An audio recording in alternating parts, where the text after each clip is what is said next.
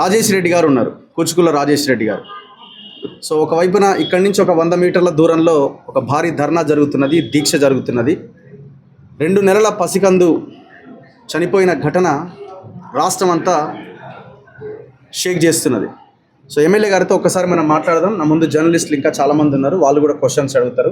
So MLA గారు ఈ ఘటన మీద ఏమంటారో చూద్దాం. నమస్తే ఎమ్మెల్యే గారు. నమస్తే. నమస్తే. సో ఇంతవరకు మీరు దీక్షా స్థలానికి వెళ్ళనట్టున్నారు, కారణం ఏంటి, ఎందుకు ఇంకా వెళ్ళలేదు?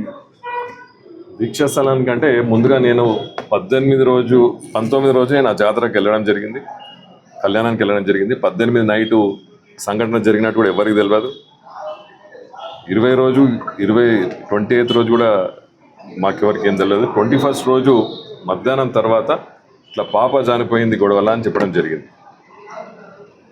జరిగిన వెంటనే నేను మా అధికారులకు, పోలీసు వాళ్ళకి ఫోన్ చేయడం జరిగింది. ఇంతకుముందు ఛానల్ వాళ్ళకు కూడా నేను చెప్పడం జరిగింది. ఏమన్నా కానీ పసికందు దురదృష్టకరం, బాధాకరమైన ఇది. 2 నెలల పాప చనిపోవడము, చంపబడ్డది అని మనకు తెలుస్తూ ఉంది. కాబట్టి ఎవరైనా సరే వాళ్ళని అరెస్ట్ చేయాలని చెప్పడం నేను మీడియా ద్వారా కూడా చెప్పడం జరిగింది. అది కూడా వైరల్ అయింది. దాని తర్వాత 8 మందిని తీసుకొచ్చి కూర్చోబెట్టడం జరిగింది. నేనన్నా మా పార్టీ అయినా సరే, ఏ పార్టీ అయినా సరే, ఎవరైనా సరే వాళ్ళని మాత్రం అరెస్ట్ చేయడం కంపల్సరీ, బెనిఫిట్ ఆఫ్ డౌట్ కింద. ఇప్పుడు అది మీ పోలీసుల విధంగా మీరు ఇంట్రాగేషన్లను మీ ఇన్వెస్టిగేషన్లో తెలిసే వరకు బెనిఫిట్ ఆఫ్ డౌట్ వాళ్ళు కేసు పెట్టారు. ఆ పాప, చిన్న పాప, 2 నెలల పాప, వాళ్ళు కంప్లైంట్ చేస్తున్నారు కాబట్టి ఫస్ట్ అరెస్ట్ చేయండి అని చెప్పడం జరిగింది. దాని తర్వాతనే వాళ్ళని నైట్ వాళ్ళని అరెస్ట్ చేయడం జరిగింది. దాని తర్వాత ఘటనా స్థలానికి నేను నెక్స్ట్ డే హైదరాబాద్ వెళ్ళిపోయిన తర్వాత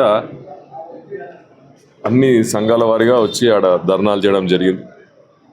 నేను పోలీసు వాళ్ళని అప్డేట్ చేస్తూనే ఉన్నాను. మీరు ఎటువంటివి ఉన్నా కూడా మీరు ఫస్ట్ ఇన్వెస్టిగేషన్ చేసే ముందు మీరు ఇవన్నీ క్లారిటీగా ఉండాలి.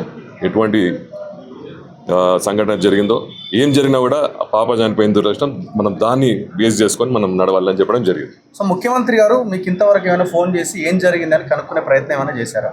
ముఖ్యమంత్రి గారికి ఆల్రెడీ అప్డేట్ చేయడం జరిగింది త్రూ, నాకు తెలిసి అధికార పరంగా కానీ అందరికీ. నేను కూడా వారి సీఎంఓ కూడా చెప్పడం జరిగింది నేను ఇలా ఉందని. మీకు పర్సనల్గా ఫోన్ పర్సనల్గా అయితే నేను సీఎం గారితో మాట్లాడాను.